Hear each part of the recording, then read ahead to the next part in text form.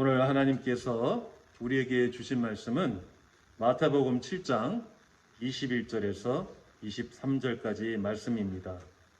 직접 성경을 펴시거나 아니면 앞에 있는 스크린을 보시고 말씀을 함께 읽으시겠습니다. 나더러 주여 주여 하는 자마다 다 천국에 들어갈 것이 아니요 다만 하늘에 계신 내 아버지의 뜻대로 행하는 자라야 들어가리라.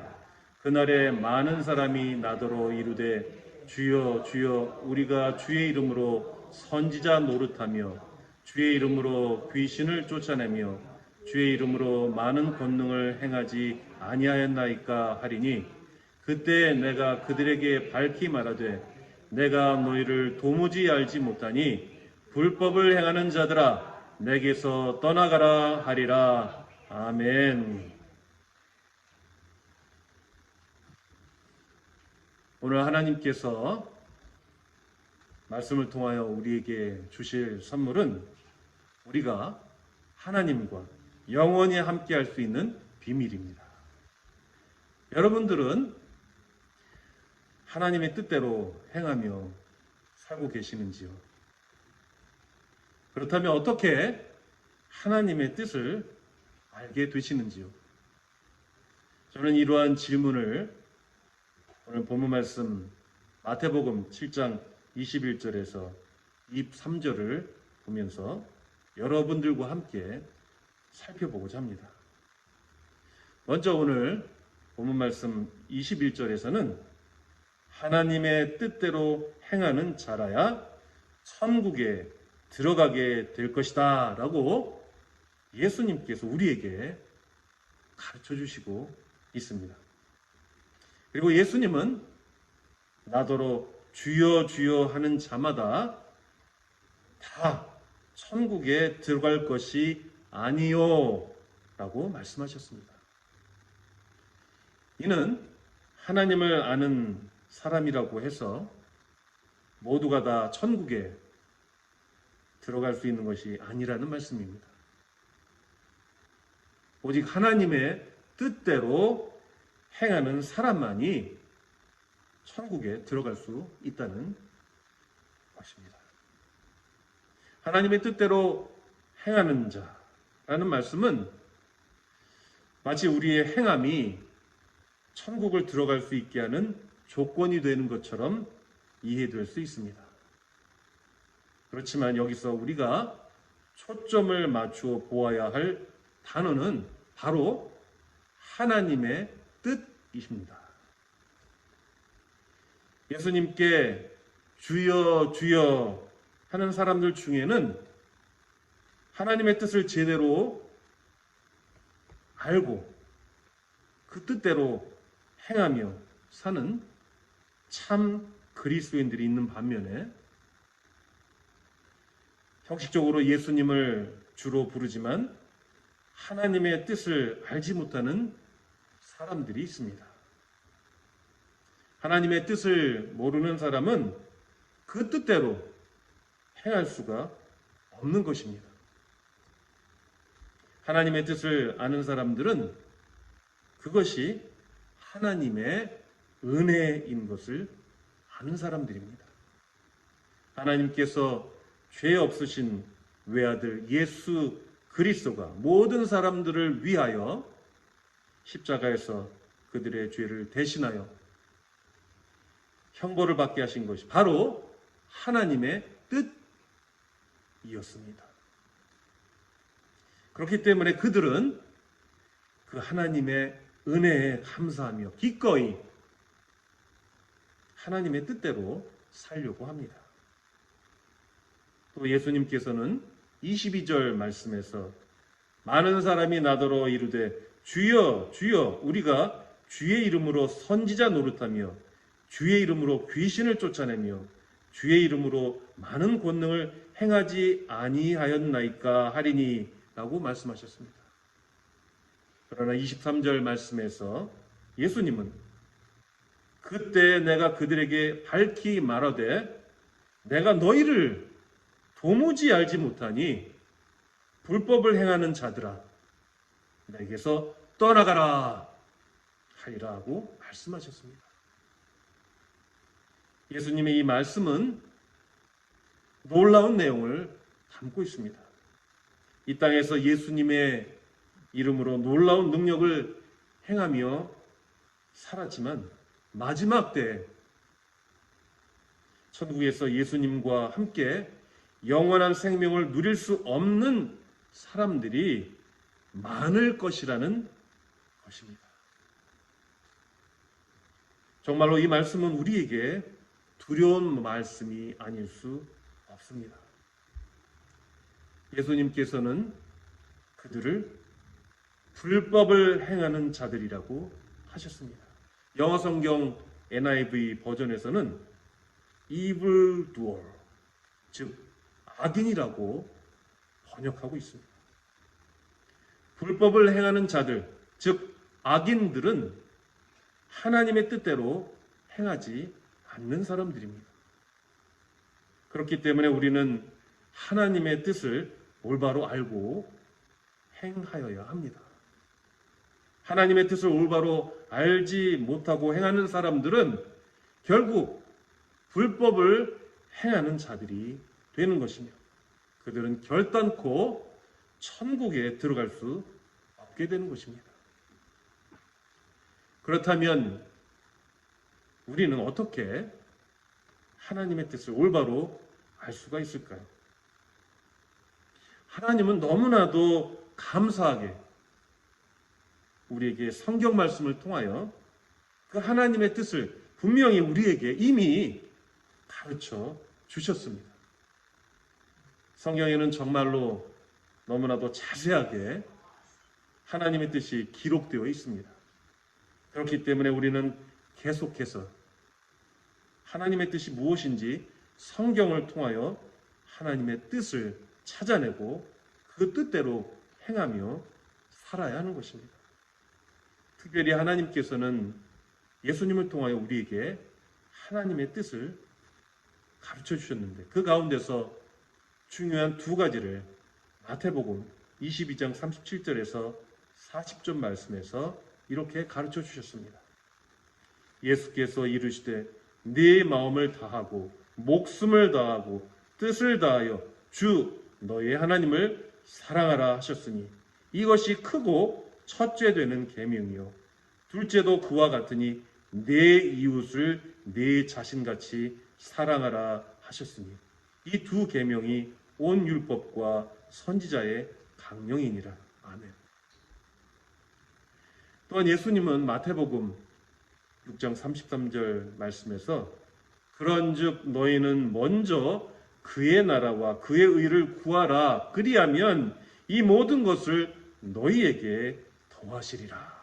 고 하시면서 우리가 먼저 하나님의 나라와 하나님의 의를 구해야 하는 것이 하나님의 뜻이라는 것을 가르쳐 주셨습니다. 그리고 예수님은 십자가에서 죽으시고 3일 만에 다시 살아나셔서 하늘로 올라가시기 전에 제자들에게 말씀하시면서 예수님을 따르는 사람들, 즉 그리스도인들에게 다음과 같이 중요한 하나님의 뜻대로 행하여야 할 것을 가르쳐 주셨습니다. 그 말씀은 이러합니다. 예수께서 나와 말씀하여 이르시되 하늘과 땅의 모든 권세를 내게 주셨으니 그러므로 너희는 가서 모든 민족을 제자로 삼아 아버지와 아들과 성령의 이름으로 세례를 베풀고 내가 너희에게 분부한 모든 것을 가르쳐 지키게 하라. 볼지어다 내가 세상 끝날까지 너희와 항상 함께 있으리라 하시니라. 아멘. 지금은 정보의 홍수시대라고 합니다. TV나 라디오를 틀면 수많은 세상의 정보들이 우리들에게 보여지고 들려지고 있습니다. 그리고 더욱이 놀라운 발전을 거듭하고 있는 인터넷은 우리가 찾고자 하는 정보를 손쉽게 구할 수 있게 합니다. 수많은 목회자들의 설교와 신학자나 성경학자들의 강의 내용도 이제는 얼마든지 발달된 미디어 매체를 통하여 우리에게 전달되고 있습니다. 거기에는 분명히 하나님의 뜻에 대한 내용이 포함되어 있습니다. 그러나 우리가 그러한 설교와 기독교 강의들을 듣고도 하나님의 뜻을 제대로 알지 못하고 행하지 못하고 있다면 그것은 올바른 신앙생활이 되지 못하는 것입니다.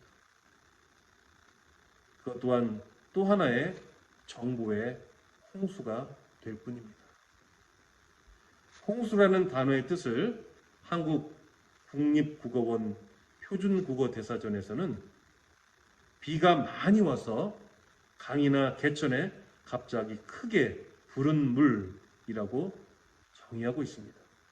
즉 갑자기 크게 부른 물이기 때문에 자칫하면 우리에게 해를 입힐 수도 있다는 것입니다. 정보의 홍수도 마찬가지입니다. 갑자기 크게 부른 물처럼 정보가 우리에게 갑자기 크게 불어나면 오히려 그것은 우리에게 해가 될 수 있다는 것입니다. 예전에는 설교나 기독교 강의를 듣는 것이 쉽지가 않아서 그 말씀을 듣게 되면 참으로 그 말씀이 귀하게 들리고 큰 은혜를 받게 되었는데 이제는 우리가 어디서든지 쉽게 설교나 기독교 강의를 듣게 되어 그것이 우리에게 덜 소중하게 느껴지고 은혜를 받는데 방해가 될 수도 있다는 것입니다. 이제는 정말 그리스도인들이 영적으로 하나님의 뜻을 올바로 분별해야 할 때가 되었습니다.